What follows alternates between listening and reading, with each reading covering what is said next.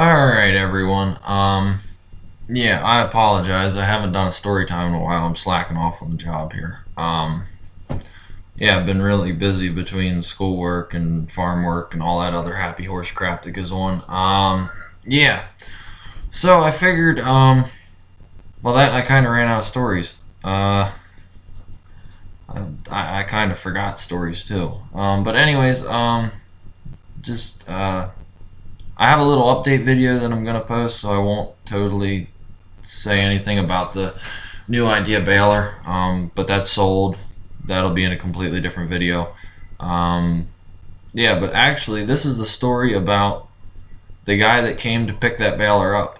Um, Real nice guy. I think he had a couple screws loose in his brain now. But he was a real nice guy. He came in and he came in last Sunday. Last Sunday it was. He looked at the baler, said he'd take it, gave me a down payment on it, whatever, yada yada yada. Came back Wednesday morning. He called and said that he was running a little late. Whatever, no big deal. We had agreed to meet at 8 o'clock in the morning, which worked fine for me because I had to be at school by 10. So about an hour to drive down. As long as I left the farm by 9, whatever, I was in good time.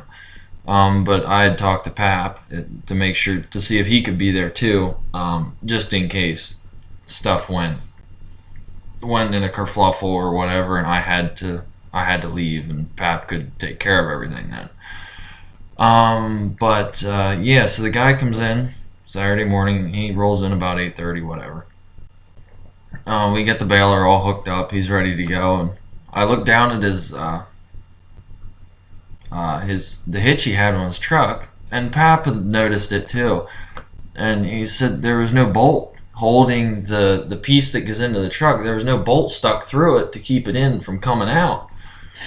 And I said, and Pap said, he said to me, he said, "Do you think it looks right?" I'm like, "I don't know. I mean, he had one of them extendable hitches, so it stuck out the back of his truck about yay far."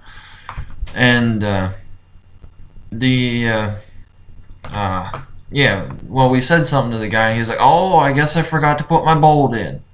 I'm thinking, dear goodness, buddy. Yeah. So we got this bolt in, and he had rigged up lights on the back of it, so he had four ways and turn signals and brake lights.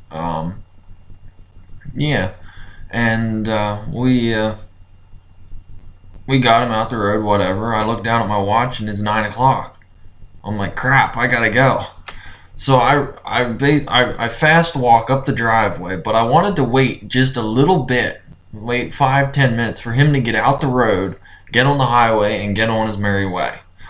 Um, just that way I didn't have to follow him out the road, and I really couldn't do that. So I hopped in the car and I went off to school. Well, going out our little road, uh, yeah, I got behind him. Well, they were trimming trees on. I guess this one person had a tree trimmer in at their house to get the trees cut down. So they had taken a lane out of the road. Well, the baler takes a lane and a half going down the road behind a pickup truck. So they had their cones set up in a nice, beautiful straight line. And I'm sure some of you can probably figure out where this is going. They had their cones set up perfect, right on the yellow line, right where they should be. And then the guy comes down through with the baler, and it wasn't his fault at all. Because I guess the work zone wasn't there whenever he come through or whatever. Because he spent probably a good 45 minutes at the farm or whatever, getting hooked up and everything. And yeah, so he goes down through. He misses the first three cones.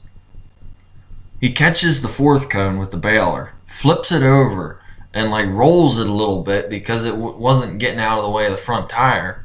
And then finally that cone flies out.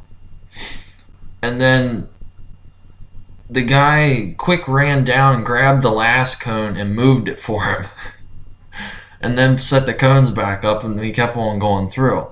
But yeah, it was very interesting. I mean, to get behind him And see, because I didn't think the baler was that wide whenever I towed it home. I mean, uh, it took about a lane and a half, whatever.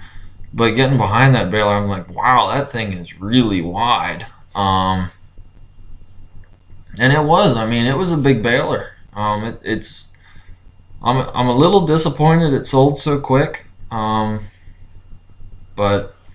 money's money nowadays. I didn't need it. I mean, it would have been nice to use it, but I didn't need the thing. Um, like I stated before, I bought it purely to resell. But I mean, it was an interesting time. I mean, that guy sure was a character too. I mean, he's not as much of a character as the guy that we have come that becomes and buys 10 small square bales at a time. But yeah, I mean that guy's a yeah. It was interesting. And yeah, so that was a short little video. It was a pathetic story, I know. But what's to come this week? Let's see. Yeah, pretty much nothing. There's a whole lot of nothing going on right now. This week on the online auction, there is a John Deere 55 combine coming up. And for the right price, I'm gonna buy it. It comes back to I have a sickness with combines, so yeah. But for the right price, I'm gonna buy that and bring it home. But other than that, there's really nothing going on right now. Probably Saturday will either this week or Saturday there'll be a load of corn going out. We'll get the corn out.